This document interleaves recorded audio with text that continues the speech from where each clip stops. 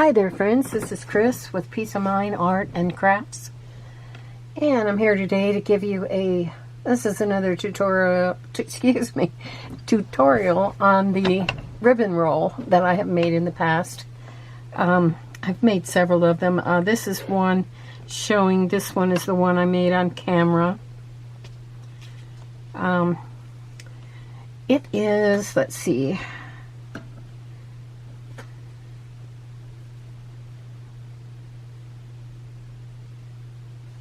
about 18 inches long, and I did back this with, after I finished it, I backed it with a piece of lace. I think, did I sew this on or did I glue it on? I think I glued it on because I sewed, you can see the stitching here on top. I sewed the top and the bottom when I was finished on the sewing machine. And all the rest of these stitches in here are slow stitching or hand stitching, straight stitching. And then you can see I added charms and so on. There is a video on this particular ribbon roll. And I'm probably, the reason I backed it with lace like that is I'm not going to cut it up. I'm going to use it as a tie on a journal, and I'll show you how that works. Say this is your journal cover. I haven't yet made the journal out of it. This is actually available in my Etsy shop as a journal kit. You can take a look at that. And what you can do is you can wrap it around your journal, and then you can use it as a closure. I would probably put a couple of, excuse me, sorry about that. I would probably put maybe a couple of Velcro dots on this, maybe one on top of this button here to secure it down when it was on the journal. But if I do make a journal using this, I'll show it to you on camera.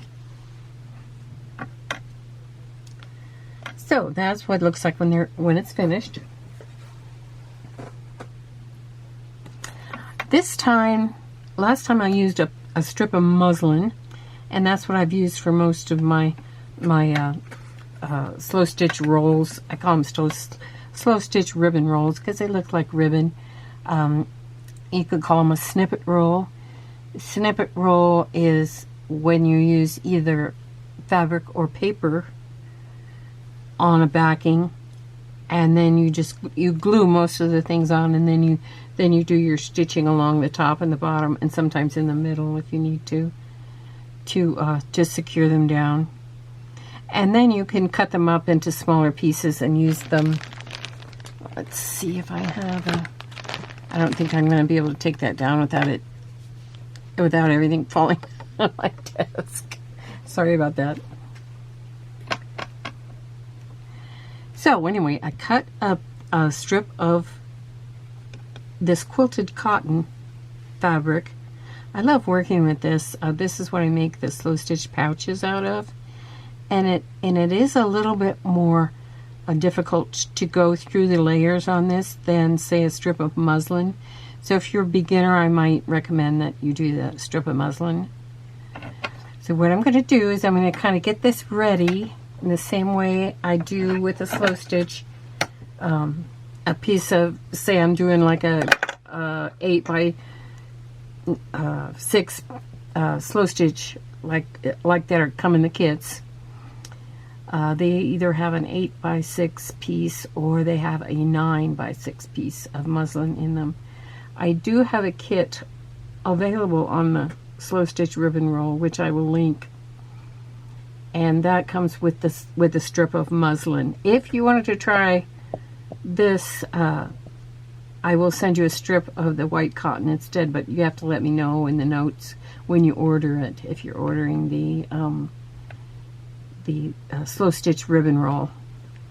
Okay, so let's just get started, and I do this the same way I do most of my slow stitch, I start with various pieces of fabric and lace and flowers and so on. I have my box here of pieces that I like, scraps and so on, that I throw in here. Ooh, look at that, that's cute bunny. I'm gonna take that out, use it. And these I like to use on the backgrounds, for the backgrounds. It is a pretty piece. See, I'm finding stuff already, and it doesn't take me long. And I have pieces of lace and little, here's a little tiny, I don't know if you can see that. I'll raise that up slowly. It's a little piece of a lilac. Maybe it's a lavender. I think it's a lavender. Faux flower. It's just plastic. I could put that on there too, though. Okay, so I got my stuff ready. What I can do is I can cut out various pieces. Let's say I want, let's start here. I like this piece. Now you can have your pieces overhanging if you want, on the, like say on the top and the bottom. If you decide later you don't like it, then you can always cut it off of there. I'm kind of unraveling this a little bit so it has some fringy, kind of a fringy edge. Okay, then I'm going to start putting things on. Now if you are making this as a piece just to cut up later, then you can glue the items down. If you're making it for a slow stitch, I suggest you just tack them down with the glue stick. This is just Elmer's glue stick. It's purple, so you can see where it goes on and then it dries clear. If you are not going to slow stitch, I would suggest that you glue the pieces down, either the fabric, which is this is fabric to fabric, or if you're using paper, then the paper. Use the art glitter glue. And later on, for the heavier items such as charms and buttons and so on, well, buttons you could sew on, but if you don't want to sew the buttons on, then you could glue them on with fabric tack. The general rule is if you're gluing something that's very lightweight down from fabric to fabric, then you can use the art glitter glue. If it's something a little bit heavier, then use your fabric tack. But today, since I'm going to slow stitch over the top of this eventually, I want to just tack it down, and I'm going to use some of this glue, and all that does is like I said, it'll dry clear. All that does is tack it down for the time being so that you don't have a bunch of pins sticking in there. Now, as far as pin goes, if you like using pins, go for it, because that's the typical way of sewing. So if you like pins, then you go for it. What I usually have people do is remember to repeat throughout. Even if you're going to cut this up, it's still nice to be able to repeat a fabric piece here and there, so that you can eventually, and you don't have to start at the end. You could start at the middle. You could start anywhere you want. Okay, I kind of like this green piece. I can overlap. I'm going to put it down right here. I'll talk as we go along, but maybe not quite as much. I have lace. I like the way that looks. Remember, I'm going to be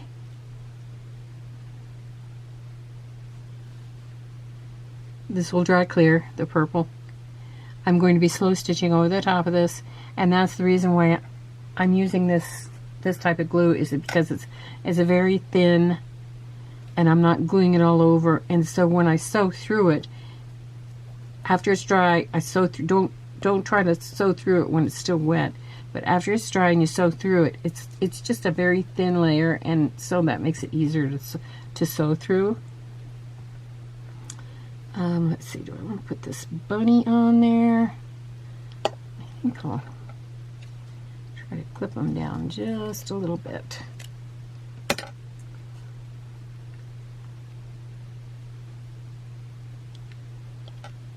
Okay.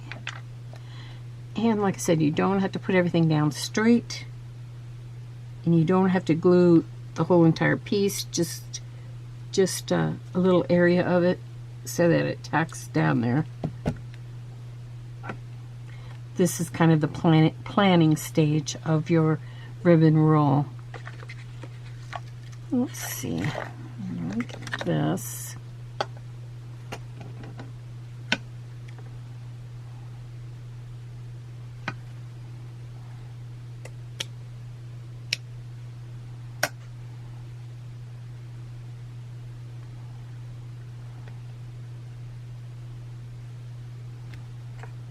Okay, this is going to overlap.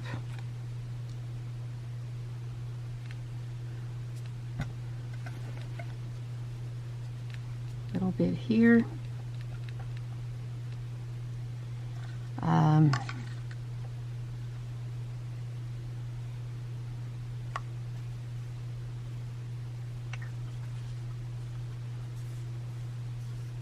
This is a piece of just a strip of fabric that I had torn to use in my work. I'm just going to put it down here.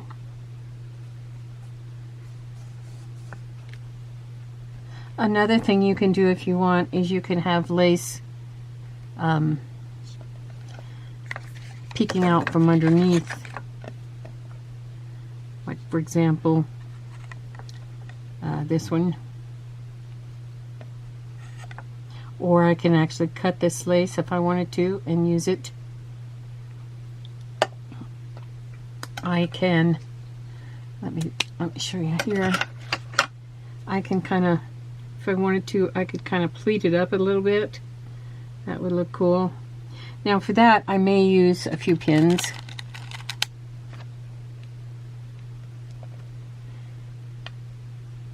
So I'm kind of pleating this up.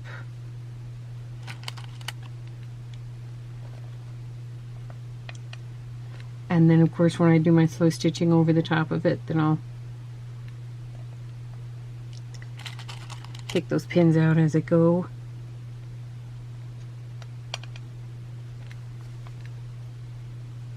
Okay. That'll look pretty. You could also use ribbon for the ribbon for this. This is a very thin piece of ribbon. I think what I'm going to do is I'm just going to cut it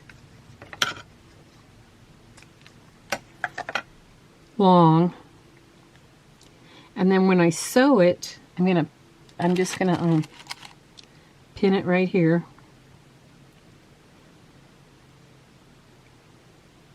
and then as I go along and I sew it with my slow stitching, I can have it meander around, come up, and tack it down with the thread as I'm going. That'll be pretty. I'm just going to leave it here for now because then that will remind me that I wanted to put that piece in.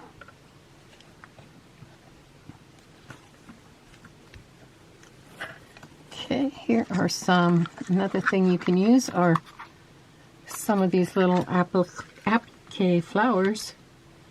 I like these. Use these throughout.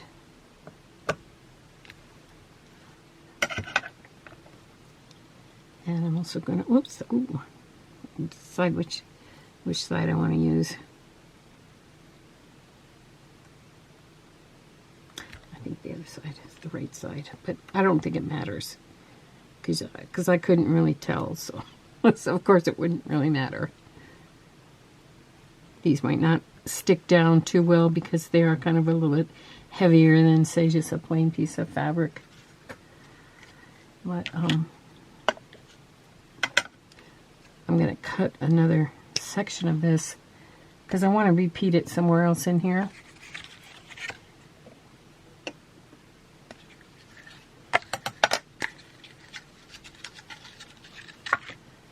Okay, I'm going to look for some more pieces of fabric that I can cut to fit in there.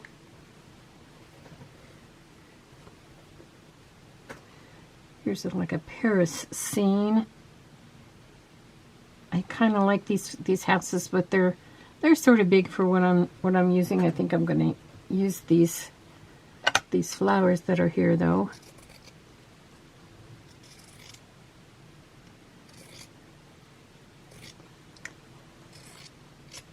Now I can use this whole piece, or I can cut it apart and use it in another way. There's a little girl sitting on a bench. I like her, so I think I'm going to try to cut around her.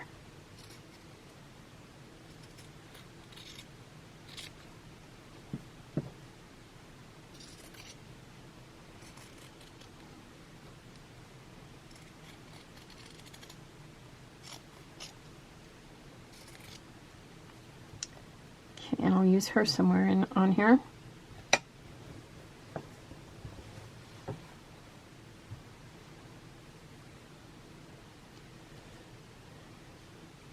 Checking my time. I hope this is, oops, I hope this is straight. I'm adjusting my camera.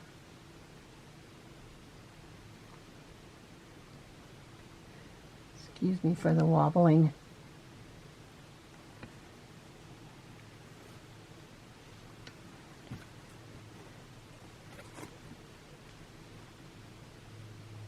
Okay, I think I will use this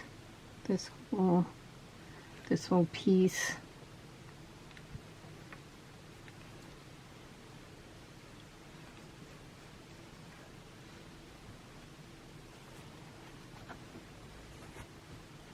And I will, this little girl down here.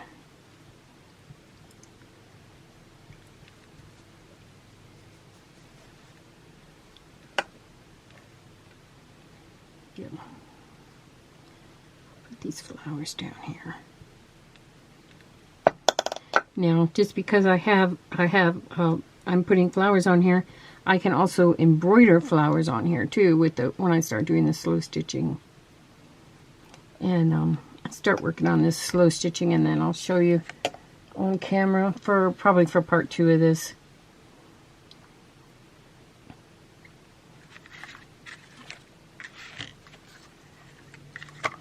This is a great way to use up your scraps. Now this piece, I could either cut it apart.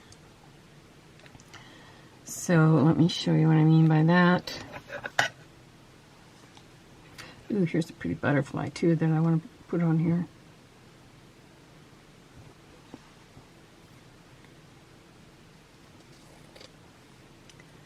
I'm just going to cut this in half. I could also,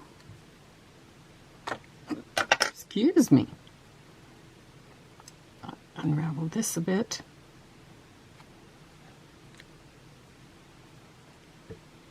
Now you could make this using a variety of colors like I'm doing. If you want to kind of stick to a theme of maybe just neutral colors, that would be cool also. Or maybe just a couple of colors.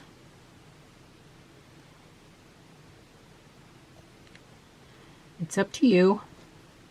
You're the one creating it.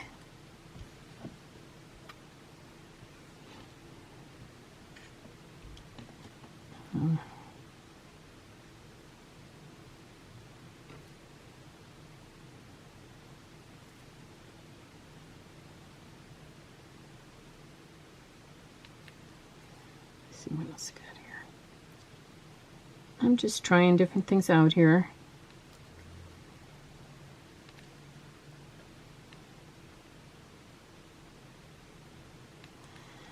Okay, like that. I don't want to get too many layers here to sew through, but now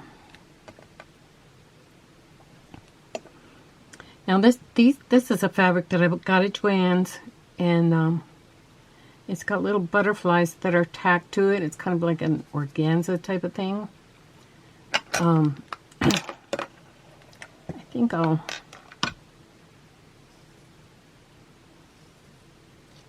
just kind of cut it into a square, or not. It doesn't have to be an exact square. A smaller piece is what I'm doing. And then since that outside part is mostly see-through, actually another thing I can do on here too is I can unravel this if I want to to make the edge fray. I like the way that looks.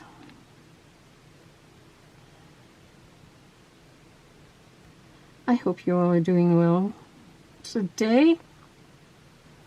It's a Saturday here. It's pretty rainy. It's supposed to be rainy again tomorrow too, but it is spring, so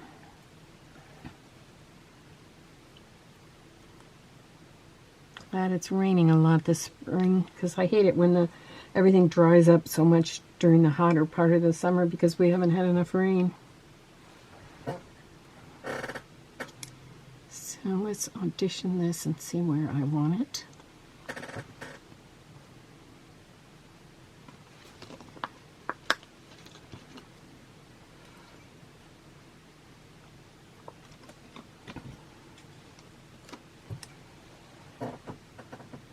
And I could really put this anywhere.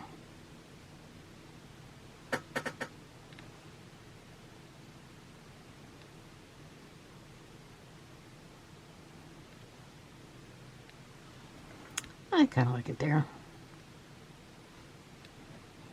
And because these are just kind of loosely tacked down with the glue or pinned down, I do not have to commit to this right yet.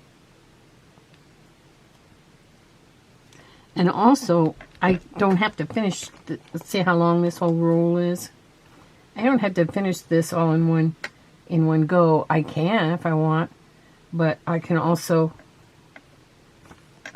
when the glue's dry, start slow stitching on this at any point, and then add some things later on. Okay, so I'll continue working on this, and then I'll come back in the next video and I'll show you what I've done. I'll start to do a little bit of slow stitching on it.